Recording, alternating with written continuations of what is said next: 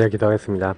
하나님, 오늘도 말씀을 따라 성령의 인도를 따라 하나님 원하시는 것을 마음에 담고 갈 수 있는 저희 모두가 되도록 우리의 생각과 마음을 지키시고 주인 되어 주옵소서. 감사하며 주 예수 그리스도의 이름으로 기도합니다. 아멘. 하나님 말씀은 전도서 6장입니다. 전도서서가 아니라 전도서 6장입니다. 네, 전도서 6장 10절부터 12절까지 보려고 했는데 10절만 읽고요. 전체 말씀 보겠습니다. 이미 있는 것은 무엇이든지 오래전부터 그의 이름이 이미 불린 바 되었으며 사람이 무엇인지도 이미 안 바 되었나니 자기보다 강한 자와는 능히 다툴 수 없느니라. 아멘. 전도서 6장입니다.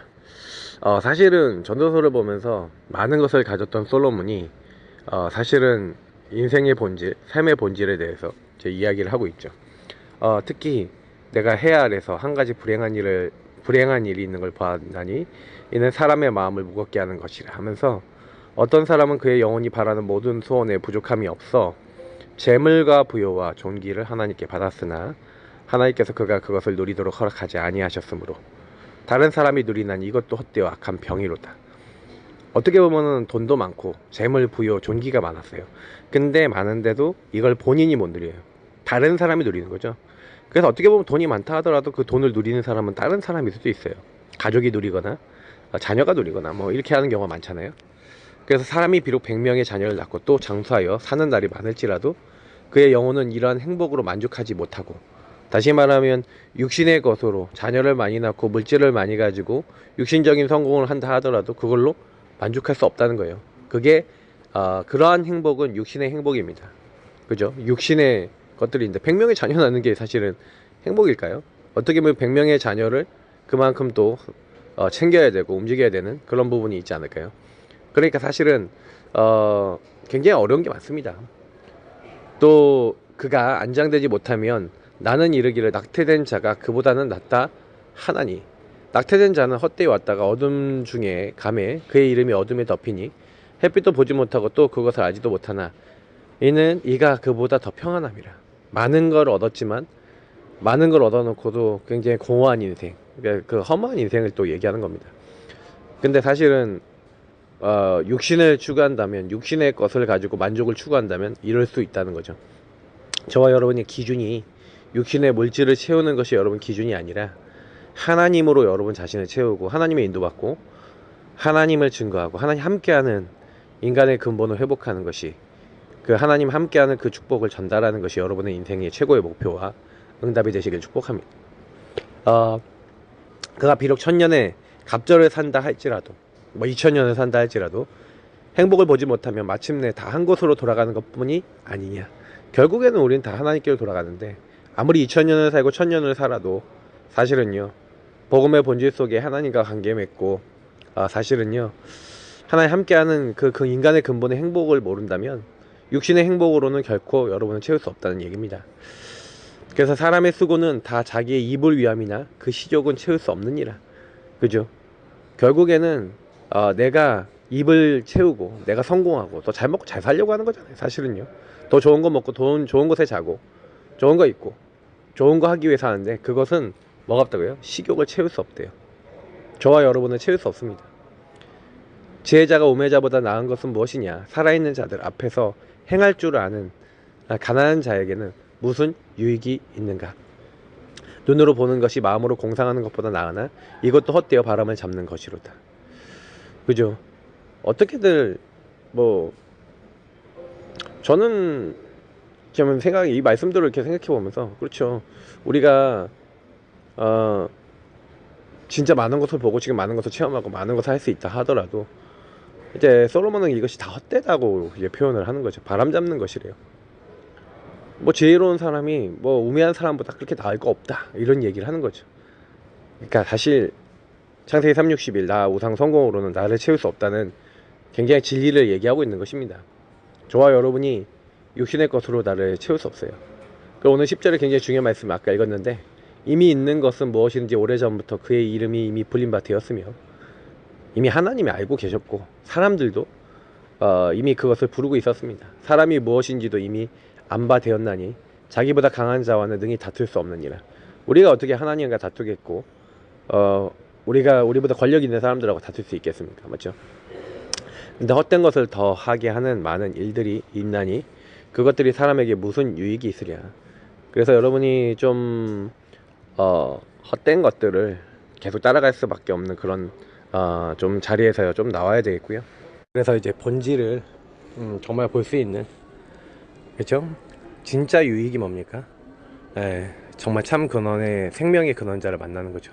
왜냐면 헛된 생명의 모든 날을 그림자같이 보내는 일평생에 사람에게 무엇이 낙인지를 누가 알며 그 후에 해 아래에서 무슨 일이 있을 것을 누가 능히 그에게 구하리요. 이제 하나님은 영원한 걸 준비해 놓고 있는데 우리는 육신의 이 땅에 있는 잠깐의 것을 가지고 그거를 가지고 만족을 느끼고 이렇게 살아갑니다. 그럴 수밖에 없는 인생이죠. 그래서 정말 복음 없으면, 하나님의 은혜 아니면 절대 불가능하다. 그래서 사실은 성경적 전도운동 왜 중요하냐면요, 영원한 것이잖아요. 하나님이 원하시는 영원한 것, 거기에 여러분과 제가 담겨져 가기를 그런 축복합니다. 그래서 제가 이제 계속 말씀드리고 있지만 바른 시작을 해야 된다. 모세가 죽어야 되고 고향과 아버지 친척 집을 떠나야 돼요. 그러니까 결국 이거는 개인의 영적 상태하고 연결돼 있죠. 저와 여러분의 영적 상태가 하나님과 맞아져야 되는데 하나님과 안 맞아지는 게 너무 많아요.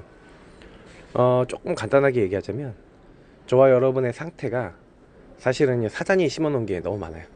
아까 얘기했던 창세기 3장, 6장, 11장 나 우상 성공만 계속 추구할 수밖에 없어요. 저는 예전에 저의 드러난 문제는 중독 문제 중에서 막 게임 중독되고 막 그러다 보니까 막 미디어 중독되고 막 세상의 것에 많이 중독돼 있었는데, 저는 그때 당시 그 중독된 그 상태가 왔을 때 육신의 삶이 그 중독된 것을 하기 위해서 막 지금 좀 무리수 되는 행동들을 많이 한 거죠. 근데 숨겨진 문제, 가문의 배경을 보니 우리 가문이 이미 중독자 가문이더라고요. 더 중요한 거는 그런 흐름 속에서 그렇게 될 수밖에 없었던 것들의 이유를 저는 전혀 몰랐어요. 그게 우상숭배 가운데 그렇게 될 수밖에 없는. 근데 왜 그렇게 됐냐? 근본 문제를 이해하니까 나중에 이해됐지. 하나님을 떠난 인생이, 하나님 없으니 내가 주인되니 사단이 자꾸 나를 어떤 죄악으로 해? 중독이라고 하는 그 흐름으로 갈 수밖에 없도록. 할아버지는 술 중독이었고 저희 아버지는 책 사는 거 중독이었고, 저는 저희 아버지는 학업도 하시고 막 이렇게 했는데 저는 뭐 중독이냐? 게임 중독이었고 미디어 중독이었죠. 근데 그런 중독 문제만 있는 게 아니더라고요. 이게 드러난 문제가요, 결혼해 보니까 왜 자꾸 우리 사모는 나보고 이혼하자 막 이렇게 얘기했느냐, 이해가 나중에 되는 거예요. 생각과 마음이 계속 잡힐 수밖에 없는 숨겨진 문제 배경이 근본 문제를 통해 어떻게 들어오는지, 사단이 어떻게 공격하는지 이해가 되기 전까지는요 계속해서 힘들었어요. 근데 어느 날 나 우상 성공에 묶여있는 우리 인생을 생각과 마음을 하나님 떠나 있는 나를 사단이 공격한다고 개입한다는 사실이 정말 사실적으로 믿어지면서, 그래서 너희는 너희 아비 마귀에게서 났으니, 그래서 예수를 팔려는 생각을 마귀가 넣었다. 그게 맞구나. 너희 대적 마귀가 오는 사자같이 돌아다니며 삼킬 자를 찾는 것이고 온천하를 꿰는 자가 속이는 것이구나. 그래서 우리 속인 겁니다, 생각과 마음을요. 그러니까 저는 저에게 와있던 문제들이 하나님의 계획과 미션이 있다고 생각해 본 적이 없었어요. 근데 어느 날 복음을 깨닫고 복음을 누리다 보니 나 같은 사람 살리라고, 하나님이 나 같은 중독자 살리라고, 나같이 근본 문제를 통해 사단이 이렇게 속은 사람 살리라고, 우리 사모와 나같이 가정 문제, 가문 문제 속에 이혼과 많은 여러 가지 배경이 저희 사모 가문에 있으니 자꾸만요 생각과 마음 속에서 이혼할 수밖에 없도록 몰려가는, 율법으로 정죄할 수밖에 없도록 몰려가는 저나 저희 사모의 모습 속에 미션이 들어있고 하나님이 저에게 어떻게 살아야 되는지에 대한 증인이 되도록 하는 답과 방향과 길을 준비해놨는데, 갈보리산에 예수님 안에서 내가 죽어야 될 이유를, 그리고 예수님이 나를 위해서 죽으신 것에 대한 개념이 저에게 딱 들어오기 전까지는 사실 안 믿어졌어요. 왜냐면 예수님이 나를 위해서 죽으셔야 된다는, 그러니까 죄의 삭은 사망이라 그랬잖아요. 근데 제가 죄인이라는 것 자체가 인정이 안 되는데, 허물과 죄로 죽었다라는 것 자체가 인정이 안 되는데 어떻게 바뀌겠습니까? 근데 그게요, 어느 날 사단의 개입으로 말미암아, 죄로 말미암아 나는 하나님 떠나 죽었고 사단에게 잡혀 사는 존재구나라는 게 진짜 믿어지면서, 그렇지, 그래서 나를 위해서 예수님이 죽으셔서 나의 죄를 용서하시고 이 사단의 권세를 완전히 박살내신 거구나.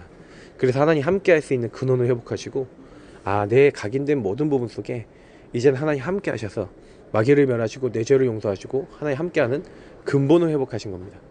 그러니 그때부터요, 그 주님이 나의 주인 되시기 시작한 그때부터 주인 되신 주님의 의도가 보여져요. 하나님의 계획이 이거구나. 그래서 그리스도를 보내주셔서 이 자리에서 나를 해방시키시고 나같이 묶여있는 사람을 해방시켜 주시는 그 해방의 전달자로 나를 부르셨구나. 증인되게 하셨구나. 그래서 성령으로 권능으로 나에게 지금 이 자리에 역사하시는구나. 각인이 바뀌니 뿌리 체질이 바뀌어요. 그래서 저는 전도자의 중요한 응답을 받아야겠다라는 결단을 내리고 지금까지 왔는데, 개인이 치유된다는 거는 결국 나를 부르신 하나님의 이유와 목적과 내가 맞아진다는 얘기죠. 그러니까 그게 안 맞아지면 예수 믿어도요 그냥 내 맘대로 살아요. 저와 여러분이 그렇습니다. 그래서 정말 복음 바르게 누리는 게 1번이고요 복음 안에 살아가는 게 1번입니다 자, 그 응답 속에서 저와 여러분이 받을 수 있는 응답이 뭐죠? 자, 오늘 화요일날 그리스도 없는 그리스도인이라는 제목으로 오늘 좀 기도처 말씀을 좀 전달드리면, 그래서 바울이 내가 그리스도와 함께 십자가에 못 박혔나니 그런즉 이제 내가 사는 것이 아니고 오직 내 안에 그리스도께서 사시는 것이라. 자, 평생 응답이라는 게 뭡니까? 쉽게 얘기하면요, 저와 여러분이 평생 가야 될, 아까 미션 얘기했잖아요. 그것을 찾는 거예요. 평생 응답의 열쇠가 바로 예수가 그리스도라는 복음입니다. 그러니까 예수가 그리스도라는 복음 안에서 마귀에게 어떻게 속았고 죄졌고 하나님 떠나 있었는지, 하나님 떠나 나를 어떻게 창세기 3장 6장 11장 마귀가 묶어서 속였는지를 복음을 통해서 깨닫게 되면 멸망받아 죽어야 되는 나를 그리스도께서 대신 죽으셔서 나를 살리신 거구나. 그래서 나는 그리스도와 함께 십자가에 죽어야 됩니다. 그리스도가 나를 위해 죽으셨고 나도 그리스도를 위해서 이제 죽는 겁니다. 자, 그리스도를 놓쳤기 때문에, 그리스도를 믿지만 그리스도를 놓쳤기 때문에 저는요 예수 믿고도요 솔직히요 불신자랑 똑같이 살았어요. 예. 근데 사람들이 흑암 가운데 왜 빠집니까? 가장 큰 문제는 그리스도가 없는 그리스도인이기 때문에. 그러니까 그리스도를 말은 하는데 그리스도가 주인이지 않은 그리스도인인 겁니다. 그러니까 야훼, 여호와 얘기는 합니다. 메시아 얘기는 합니다. 선민사상 우리는 구원 받았어, 난 하나님 자녀야 라고 얘기는 합니다. 근데 그리스도를 모르는 유대인들, 그죠? 그 유대인들이 사실은 자기들이 선민이라고 하고, 또 우리 구원받은 하나님 자녀도 내가 하나님 자녀를 하지만 하나님 나를 부르신 목적하고 안 맞아요. 맞죠? 그리스도를 말하지만 초대교회가 나중에 뭐예요? 유대 종교화 되잖아요. 이방인들은 구원받을 수 없어. 이방인들도 율법을 다 지켜야만 해.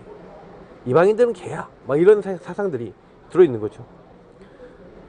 마리아를 믿어야지 구원받는다고 얘기하는 중세교회, 그죠? 그러니까 재앙과 흑암을 이길 수 없어요. 그리스도를 제대로 알지 못하니까, 제대로 적용 못합니다. 그래서 우리가 그리스도를 제대로 알고 답을 냈다는 것은 근본의 문제, 하나님을 떠나 죄와 사단에게 묶인 이 문제가 인생의 유일한 문제고, 이 문제 때문에 우리가 그리스도가 필요하다는 사실이 정말로 우리에게 지식이 아니고 이론이 아니라 실제가 돼야 됩니다. 그래서 저와 여러분이 그리스도로 답이 나야 돼요.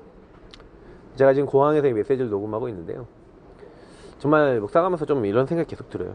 그러니까 그리스도로 끝이 난 사람, 그 한 사람이, 그 한 팀이 전부 답니다. 그게 개인이 치유된 사람이에요. 바울이 그 개인이 치유된 사람이고, 바울과 함께 했던 그 팀이 치유되니 마게도냐 가니까 하나님이 예비된 루디아를 만나게 하시는 거죠. 그러니까 로마서 1, 로마서 16장에 제자들을 만나게 하시는 거죠. 그러니까 그들이 결국에는 복음 뿌리 내리고 복음으로 제자가 돼서 그 현장에서 전도운동하고 결국에는 제자 키우면서 복음한 겁니다.